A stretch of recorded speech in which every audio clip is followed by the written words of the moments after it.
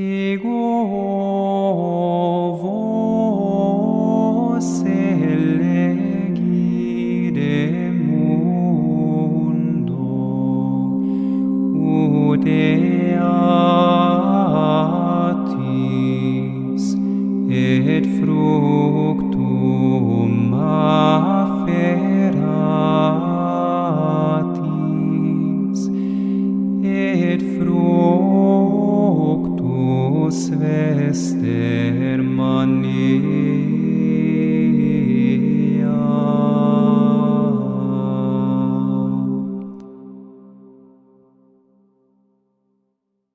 Primeiro de julho de 2024, segunda-feira da 13ª semana do Tempo Comum, seguir o chamado.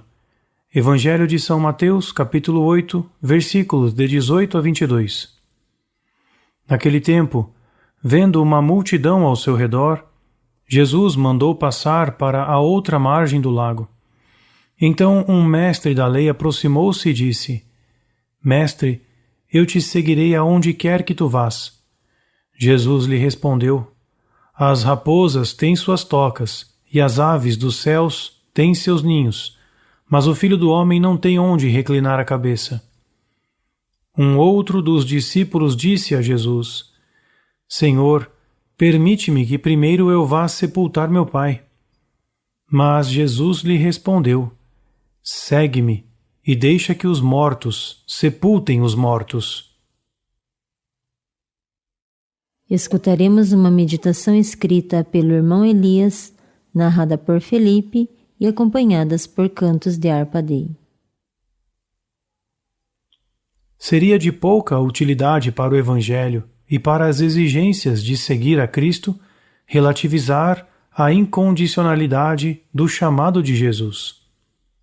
O sal perderia seu sabor e a luz se apagaria.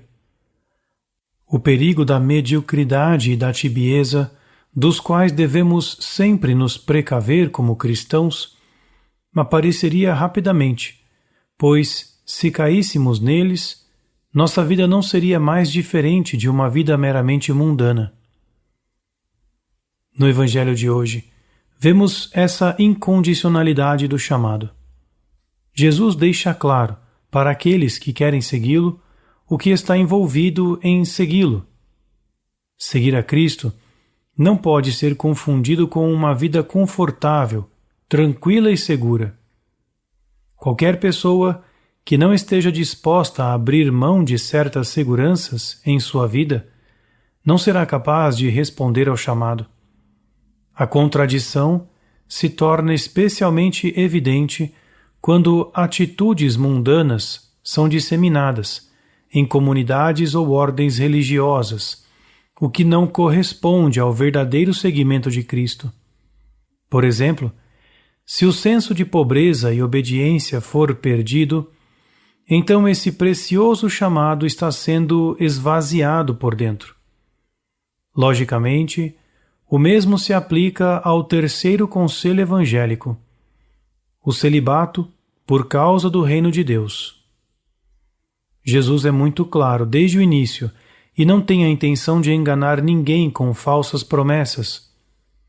Poderíamos interpretar suas palavras neste sentido: se você quiser me seguir, não terá mais um lar terreno, nem poderá reclinar a cabeça sobre os títulos deste mundo. Agora você estará a serviço da missão que lhe foi confiada. Mas, em troca do que abrimos mão, recebemos um novo lar que permanece para sempre, a vontade de Deus. Onde quer que estejamos, o que quer que façamos, desde que vivamos em conformidade com a vontade de Deus, nos sentiremos profundamente protegidos e em casa. Também no segundo exemplo apresentado no Evangelho de hoje, podemos ver claramente a primazia do chamado. Nesse caso, um de seus discípulos pede ao Senhor que lhe permita ir primeiro enterrar seu pai. Essa é uma ação nobre, que obedece ao mandamento de honrar pai e mãe. No entanto, há algo que transcende até mesmo a nobreza de tal serviço. há um chamado que ultrapassa até mesmo o elevado mandamento de honrar os pais, o seguimento de Cristo. Ao longo da história da Igreja, houve mais do que alguns casos de jovens que entraram em conflito depois de sentirem o chamado para seguir Cristo incondicionalmente. Muitos foram recebidos com incompreensão e até mesmo rejeição por seus pais e parentes.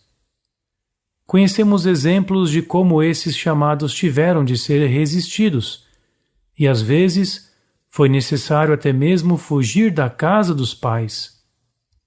Com esse ato, eles superaram o primeiro grande teste, mostrando que o chamado de Deus era mais importante para eles do que a casa de seus pais. Aqueles que se comprometem a seguir o Senhor mais profundamente não estarão isentos de provações semelhantes. Muitas vezes terão de superar sentimentos de culpa em relação às pessoas próximas que não entendem e não aceitam o que estão fazendo. Esse é um teste que não é fácil de superar. Mas, se o chamado for genuíno, toda ajuda será recebida daquele que nos chama, para que possamos dar esse passo de desapego. A pessoa deve compreender profundamente a importância de seguir o chamado de Deus. O tempo de nossa vida terrena é limitado.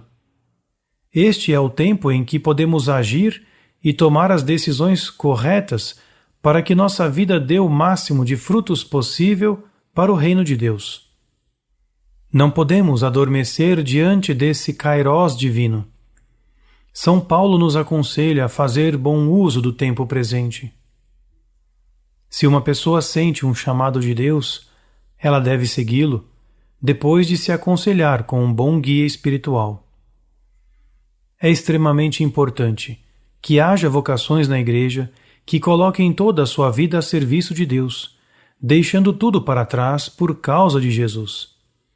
Os pais, amigos e parentes são convidados a apoiar essa vocação, sem se deixar levar pela dor da perda. Nada se perde se for entregue a Deus.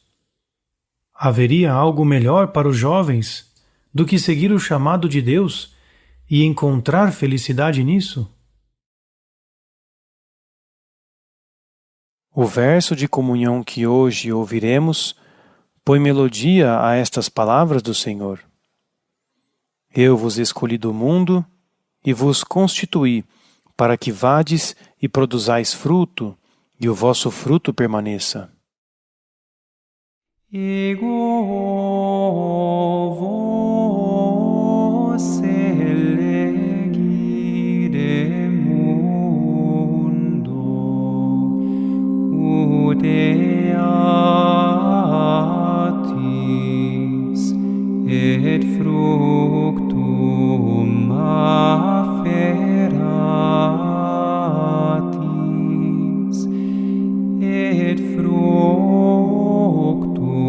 vester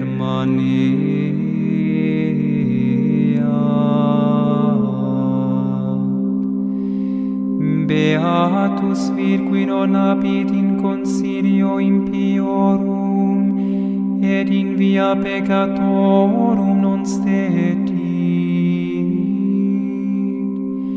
et in cathedra pestilentiae non sedit.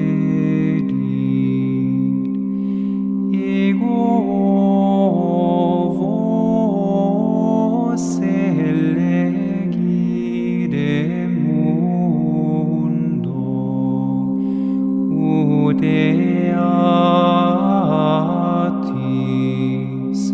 et fructum afferatis,